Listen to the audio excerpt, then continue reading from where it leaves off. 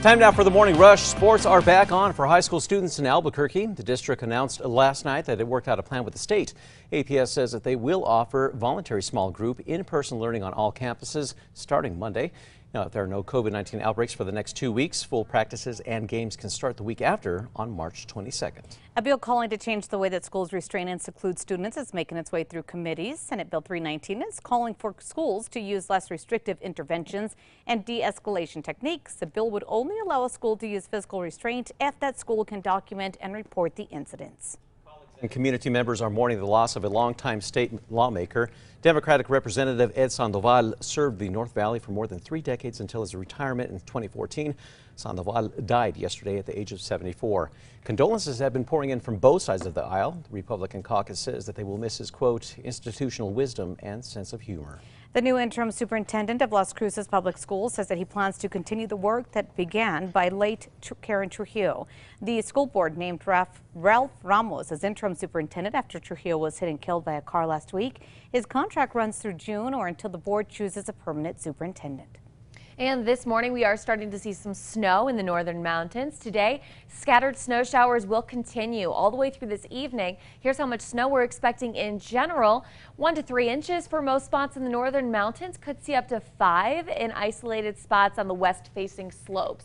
Up to around 2 tonight in Raton. We'll see highest amounts in the northern the San Juans. And just about 1 inch possible for Farmington, Gallup and Grants, and then around Santa Fe to the Sandias.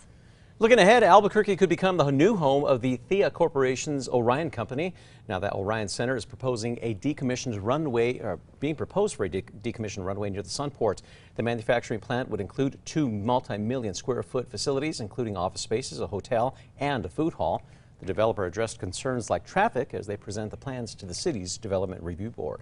About a dozen scientists from SANDIA National Labs are lending a hand to local search and rescue crews to volunteer with the Albuquerque Mountain Rescue Council and bring their own analytical skill set to the wilderness. They say they're looking for more volunteers. The Navajo Nation reports losing more than 1,100 citizens in total to COVID-19. But as cases decline drastically and no recent deaths reported yesterday, along with administering 100,000 doses of the vaccine, they are keeping a positive outlook. If you want to donate to help out the Navajo Nation, we have a link at alwaysonkRQE.com. Some New Mexico City mayors are concerned that the loosening of restrictions in Texas could impact their communities. Next Wednesday, the mask mandate will end for Texas and all businesses will open. Mayors of Hobbs and Las Cruces worried New Mexicans will spend more money there instead of in the state and potentially impact their progress to curb the virus when they return. And the Metro Threat Index for today a little bit higher. We're seeing a 4 because we will have isolated afternoon and evening rain showers possible in the metro area. Other than that, the winds are going to be very gusty, up to around 35 miles per hour. C&M students are learning what it takes to fix jet engines. Now they are in a program to become certified mechanics. The aviation program director says the students are taught clearly how to follow the correct process for each maintenance task. A safety process is involved whenever any work is done on an airplane, leaving multiple hands to double check the work. More than 17,000 doses of the new vaccine are in 8 counties with the lowest vaccine coverage. This comes after the entire state received its biggest shipment of 80,000 Pfizer and Moderna vaccines. As new cases level off, officials say the vaccine is responsible for as much as half of that drop. The U.S. Capitol is on high alert and canceling the session in the House. It's because Capitol Police sent a notice to all congressional offices about a possible plan to breach the Capitol. It stems from a QAnon conspiracy theory that former President Trump will be inaugurated today. It's because Inauguration Day was held on March 4th until 1933. The Senate will remain in session. Fewer New Mexicans will be getting checks on the new COVID-19 stimulus bill. The current compromise would cap payments for single filers at $80,000. Couples with combined incomes of up to $150,000 will get a check. Those making $160,000 will not see a dime. Senators could vote on the bill as early as this weekend. More than 100 companies are calling on Congress to establish a path to citizenship for DACA recipients. Major companies including Target, Facebook, and General Motors sent a memo to Senate leaders urging the lawmakers to pass the DREAM Act of 2021. This would allow Dreamers to earn permanent residency first, then U.S. citizenship. Looking ahead for you, more electric charging stations are coming to the Metro. Paradise Power Company is breaking ground on 18 new electric car charging stations, bringing the citywide total to 34. The stations will be at places like the Balloon Museum, North Domingo Baca Park, Nob Hill, and much more. The project should be finished in the summer. Tuesdays are now for Talkin' Trash for the city of Albuquerque. The Solid Waste Department is launching a video series on social media called Talkin' Trash Tuesdays. The first installment was posted earlier this week, going over curbside recycling do's and don'ts. The department encourages people to tune in as well as download the Recycle Coach app. Now let's get a look at that morning drive. Here's a look at the maps. They are looking completely clear. No accidents and no slowdowns. Here's a look at tracker going west on I-40 near the Big I, looking clearer in the westerly direction and no problems on the roads. The longest running primetime scripted series in TV history is running for another season. Fox has renewed The Simpsons for 2 more seasons. This means the Emmy-winning animated show will have at least 34 seasons with a total of 757 episodes. No word yet on when season 33 will premiere. Time now for the 5 facts. At number 5, a UNM professor is getting national attention for her work on mapping out Mars.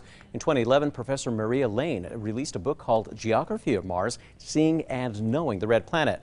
Now that the Mars rover Perseverance has landed on Mars, her research has drummed up some new interest in those maps. In a National Geographic feature, Lane says that she focused on the maps dating back to the mid-1800s.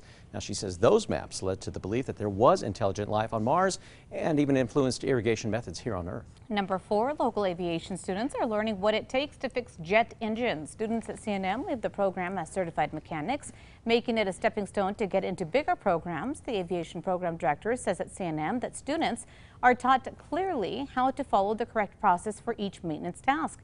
A safety process is involved whenever any work is done on an airplane, leaving multiple hands to double check the work. And at number 3, we are seeing a winter storm moving across the state. Snow is heavy in the upper Rio Grande Valley and up the west slopes of the Sangre de Cristo Mountains. Taos Ski Valley, Taos getting heavy snow right now.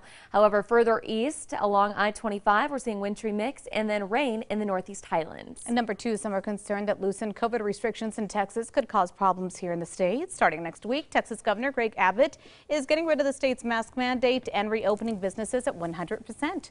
Now, mayors in Hobbs and Las Cruces worry that it will drive New Mexicans to spend money there instead of in our state. They also don't want to see it undo their progress toward curbing the spread of COVID-19. The state says they will closely monitor developments in those border counties. And at number 1, sports are back on for high school students in APS. The district announced last night that it worked out a plan with the state to allow student athletes to play again. The public education department has also tied sports to hybrid learning. APS says that they will offer voluntary small group in-person learning on all campuses starting Monday. So if there are no COVID-19 outbreaks for the next 2 weeks, full practices and games can start the week of March 22nd. Fans are not allowed at practices or games.